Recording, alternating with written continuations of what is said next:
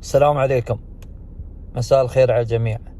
اخواني، انا محتاج لاعب واحد يدخل وياي بالسكواد. شو الشروط المطلوبة؟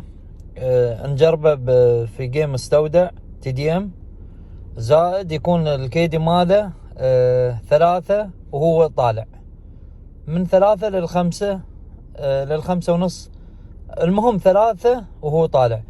وشباب، الشخص اللي بنختاره وبيلتزم ويانا، انا اول شخص بيطب وياي بالسكواد، يعني يكون وياي ركزوا اخواني، لاني انا الشخص اللي بيدخل وياي بدز له رويال باس، تمام، علشان يدخل وياي السكواد، وبطرس له بعد بطاقة تغيير اسم، او برسل له شداد وعلى مود يغير الاسم ويطب في سكوادي.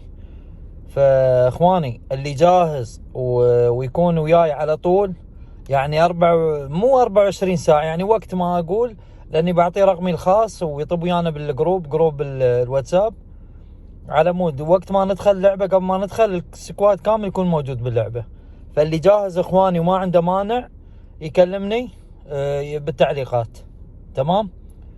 يلتزم وياي وما يروح يلعب يا سكواد ثاني، وبدز له رويال باس اول ما يدخل ويانا في السكواد.